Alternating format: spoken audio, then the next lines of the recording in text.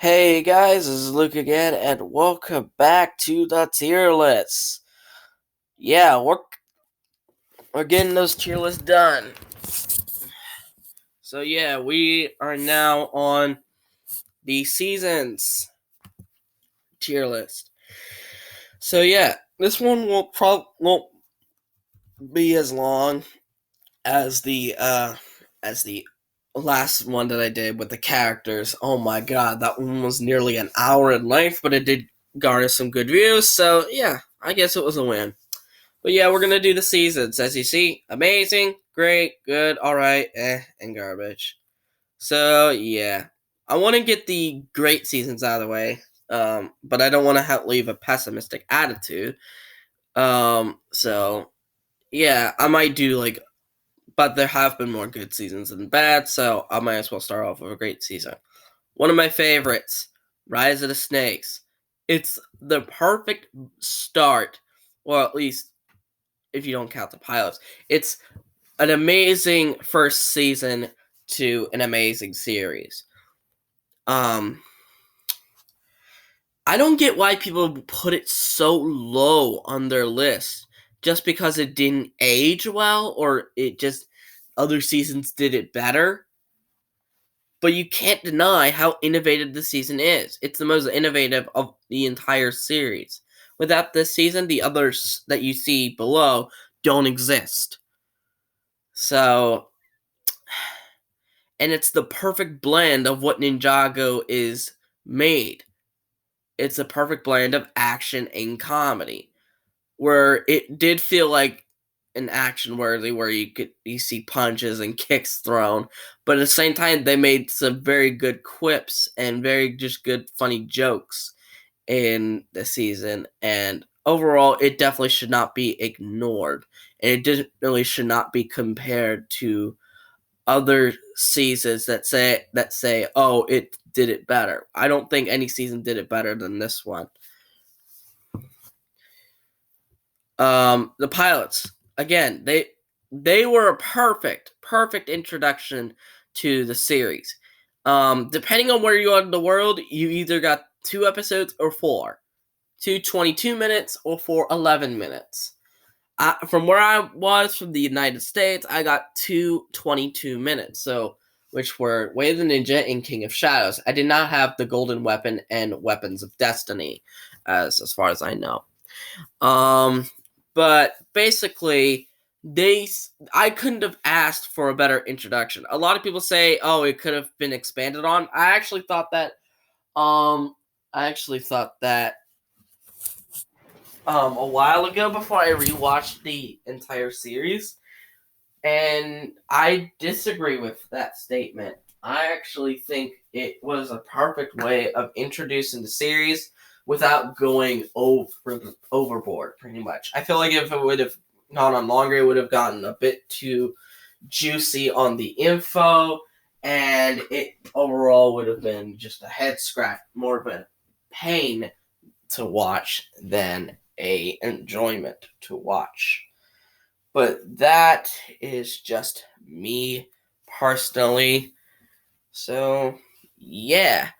Then we've got season 2. Why do people hate this season so much? Only because of the filler? I mean, yeah, not all the filler were great. Like Double Trouble was completely pointless, and the end to Ninja Ball Run is dumb. But other than that, they actually kind of had a use. Um, Whereas, or at least they introduce a character that is deemed important later on, like Captain Soto, or it's the start of a new arc with the Mega Weapon in Darkness Shall Rise. And Child's Play, we all loved that episode. We all thought it was amazing, and we thought it was just funny. Now, yeah, a lot of people say that the worst out of these could be Wrong Place, Wrong Time, just because of how confusing it is. Well, to me, here's how I simply define it. Simply thought of it. A timeline was created and destroyed in the same episode. That's basically what I saw. That's what I saw, and that's what I always think. I think people are trying to overthink it, maybe, but I don't know. I also think the season does not deserve it hate it gets, because the second half of the season, the Dark Island arc, was very great, and it leading up to an amazing finale. Even though a lot of people find it overrated, which I don't find it. I think it's such a legendary finale that I just will never ever hate. So yeah. Then we have season 3. It may not be amazing, but it definitely wasn't bad. I don't get why a lot of people hate this season. People just randomly start to hate this season just for the sole sake of hating it. That's what it feels like to me. But I know that's not the case, because they do have some good reasons, but most of the reasons aren't that great. Like the love triangle. Yeah. Bad. That one was pretty bad. But it wasn't the end of the world. And a lot of people get this is a misconception. A lot of people think it took 3 seasons for the problems of the love triangle to be fully fixed. That is wrong. It's wrong. You want to know why it's wrong? Because the arc was never about Jay and Nia. It was about Jay and Cole, which was later resolved a season later. Therefore, people who say it took 3 seasons to say, oh, it took 3 seasons to fix everything, you're completely wrong. Well, 2 seasons, actually, because it made Nia her own character again. Well, if you say 3 seasons, you're wrong. Because it technically took 2. Or 1 or 2. Depending on how I look at it, to be honest. And a lot of people say that the ending is kind of stupid. Because... Lloyd couldn't defeat the Overlord. What's Zane gonna do about it?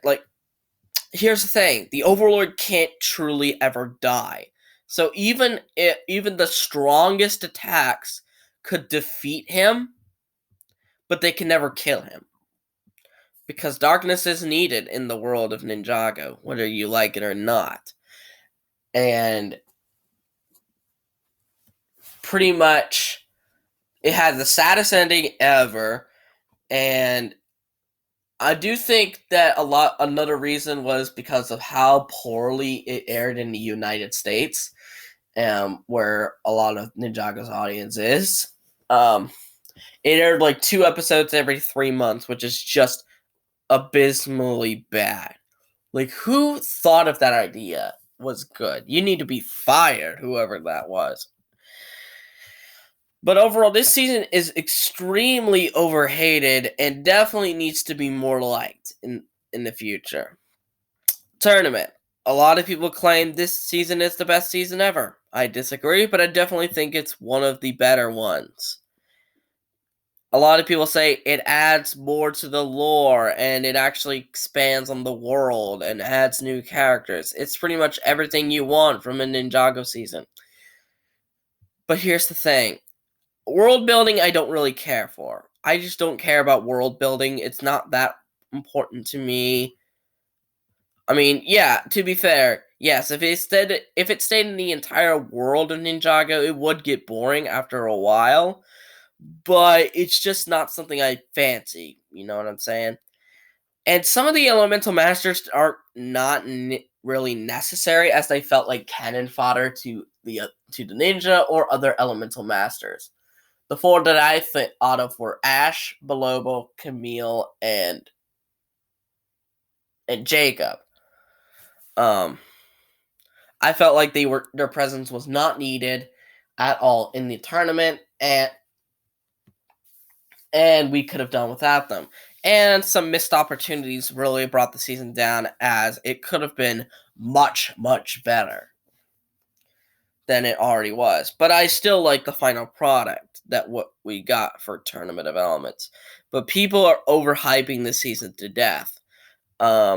People are saying this is the best season ever. No, it's not even in my top 5. So, yeah. Possession. a great season. Great season. It's dark. It has one of the greatest villains ever introduced in the form of Moro. And this season was supposedly the last season in the quote golden age of Ninjago, which was from the pilots to season 5, where the quality of Ninjago seasons was mostly great and everything we mostly liked about it. And yeah, it just really, I thought the season was just amazing just because I like the idea of ghosts in the season. I thought it was a great addition, and just the overall presence of it was so morbid and just spooky. And I liked it, that it just made me feel with dread almost the entire season. And then we had a massive plot twist with Cole becoming a ghost, which would last until 2016. So it lasted actually a year. And it just made all of our lovable ninja more likable in the end. And it made Moro the only villain in the entire series. Well, not yet anyway. It made Moro the only villain in the entire series to fully redeem themselves. But the way they fully redeem themselves, we'll get to that later. Now here's where everything it falls flat. Skybound. Why do people like this? Why do people like this? It's not that great. It's not that legendary. It may I don't think it's well written. I think it's poorly done. It's pretty rushed, and overall, it's pretty pointless, and it's pretty skippable. I don't want to ever say that the villains are better than the heroes, but in this case, for Skybound, I do. I feel embarrassed to say that. This season was supposed to be Jay's season, since at that point, Jay and Cole were the only ninja to not have a season. Or Nia as well. So this was gonna be Jay's season, and overall, his season wasn't that great at all. It only appealed to a certain type of Ninjago fans instead of trying to appeal to all like these seasons did. And overall, from what I heard, this is a rumor. I cannot confirm or deny this. But from what I heard, they rushed this Skybound to work on their new series at the time, Troll Hunters. But that I don't know if that's true or not. But if that is true, then it's really shown that they just simply just rushed the plot just to work on another series. And that's such a shame, because if they didn't have Troll Hunters to work with, who knows how great Skybound could have been. And I hate pointless things. Things that are pointless are just that, pointless. So the fact that this season you could just easily skip because the development is practically erased from the entire season, and I feel like the whole it did happen, the events were reversed excuse, it's just another way of saying it didn't happen. It's just a cheeky way of saying it didn't happen. Because let's be real, did it really? In a way, yes. In a way, no. I'm still confused whether it did or did not. Because I have that mindset of something either has to happen or doesn't happen. It can't happen and then not happen. It doesn't work that way. So, this season was ultimately such a big disappointment, and made me concerned on whether Ninjago was as good as I thought it was. Then we had Hands of Time, which I adored, mostly because of how the previous season was kind of a fail for me, and the reason that's why I liked it so much. But now when I rewatch it, because of the future seasons, I only think it's all right. It did have one of the greatest interests of story that I was interested in. I was interested in this story. These pair of twins who control time all of a sudden show up in Ninjago. Now they have to figure out how to stop them and shit. And that sounds like a great idea. That's a great idea, but it just wasn't executed the best due to the fact that this was the second installment where the Hagebans weren't there. It was actually written by David Shane, who I think he's a decent writer. He just was put under so many constraints that he just can't work his magic. If he had magic, he just couldn't work it in this season. The fusion suits are amazing this season. Acronix is a great character. Could have been a better villain, though. And honestly, I actually have a headcanon for this, which I will actually make a video on my own Ninjago headcanons later down the line. But basically, I'm not going to tell you what headcanon I have for Acronix right now. But basically, I think this season could have been so great, up to amazing tier, but because of constraints that the writers put on him, and due to the original writers not being there, along with a downgrade in animation, poor dialogue, and here and there, it just ultimately kind of was just not memorable. And a lot of people say it's the most forgettable season in the entire series. Then we have Day of the Party, which I also believe was mostly because of how incredibly rushed it is. This was the first installment that had to do with David Shane, and you could clearly see how he can't work his magic here. You had to do a bunch of shit in 45 minutes. You have to find a way to introduce the villains. You have to find a way to do with Cole. Then all of a sudden, the ninja have to fight against the villains. Then you have to kill them off one by one. Then you have to resolve the arc between Cole and Yang. Like, do you know how much stuff there was in Day of the Departed that, if left with the original idea of it being season 7, then this season could have been so amazing. But because of the poor timing of the delay of the Lego Ninjago movie, therefore that's really what killed this installment, is because of poor timing. Not because of the ideas, it's just poor timing, really.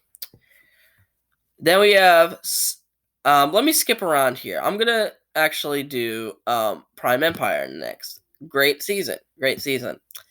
Prime Empire, a lot of people were disappointed with season 11, which I'll get into a little bit later. A lot of people were very disappointed in that season, and they sort of had somewhat of basically my equivalent of the Skybound Hands of Time thing, where they praised the next season for being very great, or at least being halfway decent, just because the previous season was downright stupid and crap.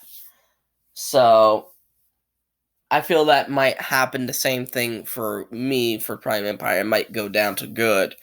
But at this moment, I liked it. It's video game season, and video games have been part of my life longer than Ninjago has, by about 2 years. I played my first video game when I was around 5 or 6 years old. So, yeah, I really like the idea of one of my favorite things on TV. My favorite thing on TV, Ninjago, combined with one of my favorite pastimes, video games. That just seemed like a work to perfection. Now, a lot of people didn't feel the same way as compared to the last season's childish tone. They think that a video game season was very childish, and it was not going to work. But it actually did working. It was actually turned out to be a very interesting season with very interesting new characters and overall pretty good story. And some amazing development for Jay-ish. A lot of people say Jay didn't really develop it. I think he kind of did, but I just think his overall demeanor in that season was absolutely better. Even better than season 6. So, yeah. Now we have Hunted. This is by far the most overrated installment of Ninjago to ever exist. By far. By far. People treat it as it's some creation made by God. When it clearly is like, it's pretty good, but it's not like anything special, you know what I'm saying? Um, it's just that only one of the two storylines that were present in the season was good, and that was Resistance, because it was much better at telling a story despite having it a super terrible arc with Brown Power, the Brown Power arc. Despite that, it did so much better in terms of storytelling than the First Realm story did. The First Realm storyline may have been better when it came to world building, but world building, as I said before, isn't that big of a deal to me. So, yeah. And my friend GCN, who, yeah, is a Ninjago YouTuber by himself, he does not have a good schedule, by the way. He said this accurately, and I thought this was perfectly accurate. If you didn't care about one of the two storylines, it would fall flat on its face. And that's what it did. I didn't care about it, so it fell flat on its face. And I ultimately think it's just kind of not worth anything noteworthy. And it had such a weak twist involved with it as well, with the dragon armor. As I said in my twist video, that one was number 3 on my worst plot twist. That's because the overall idea of it just sounds dumb, and it was kind of obvious that's where the direction was heading. Yes, it would.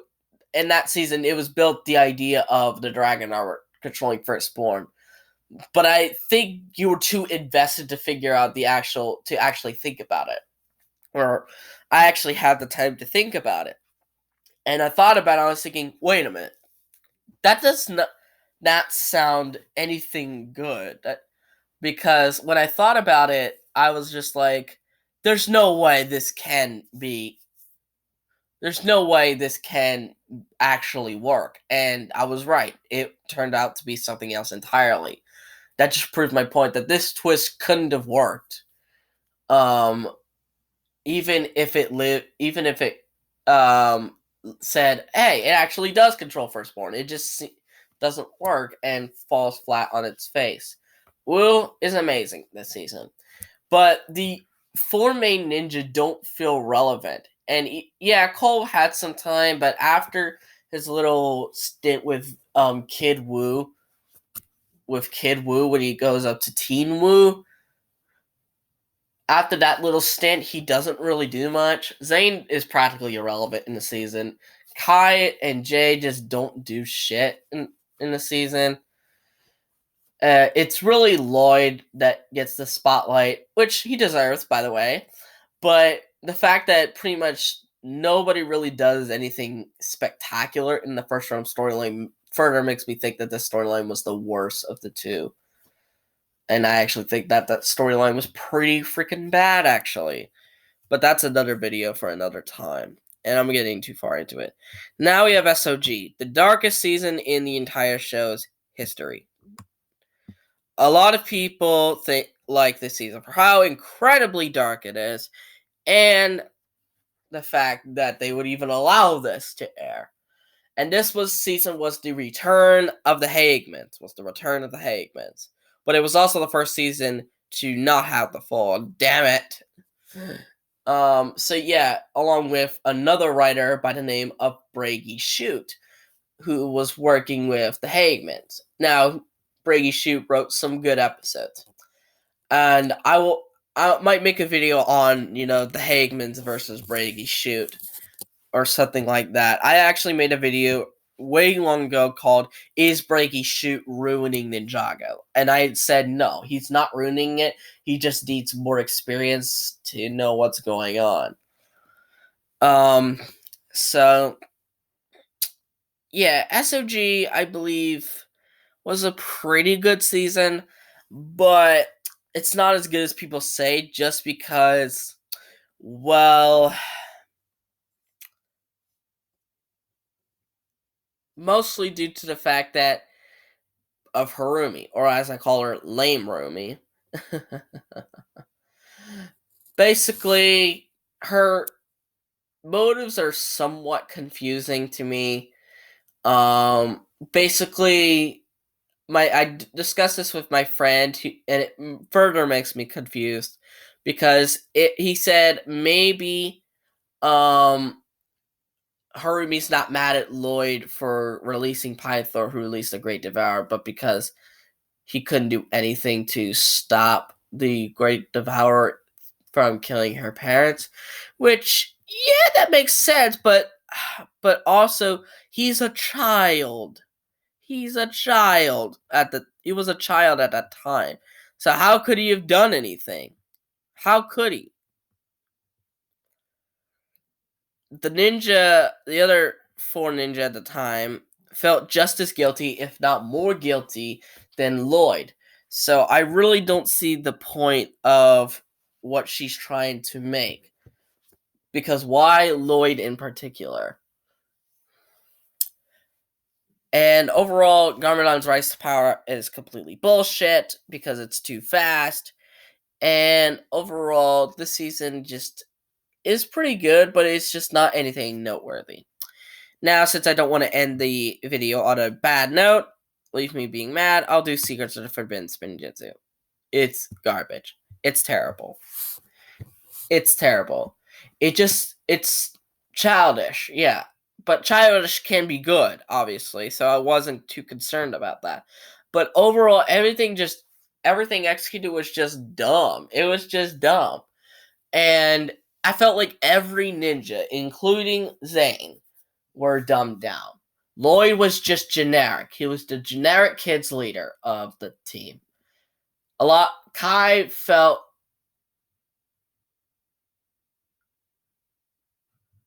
Kai was only bad in the ice chapter where he felt like Jesus at one point, but I still count that. Cole had the guzzler. Nia was the whiny little bitch. Jake pretty much had a part in causing the season to happen, and it's just overall dumb in the season. And Zane, again, he was dumb in the season. So every ninja I thought was dumbed down. Asphira wasn't due to the massive popularity of Harumi. I think her momentum just got royally fucked. And her constant screaming of revenge and the treacherous deceiver. It just, it ultimately turned it into a joke afterwards. Pretty much. And, well, and the second half didn't only happen because of what happened in episode 14 when Zane does the Oscar-winning pose that gets him banished to the Netherrealm. Now, speaking of that, there'll actually be 2 theory videos coming about talking about this. And it's going to be talking about, because what Tommy said, Tommy kind of blew the theory wide open. And basically, I will be there to discuss the 2 parts. There's actually 2 parts to it, but I'm not going to explain it right now. So, pretty much, it just felt so flawed, and it really made us question whether Brady can write a season on his own. And I feel like that after that season, Brady just got reduced to being a producer. I don't think that's actually a demotion. I think that might be a promotion, though.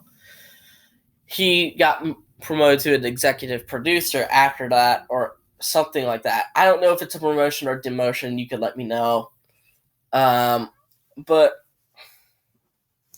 this season just ultimately fell flat on its face and just didn't really do anything. It just left a bad first impression of the new Ninjago series.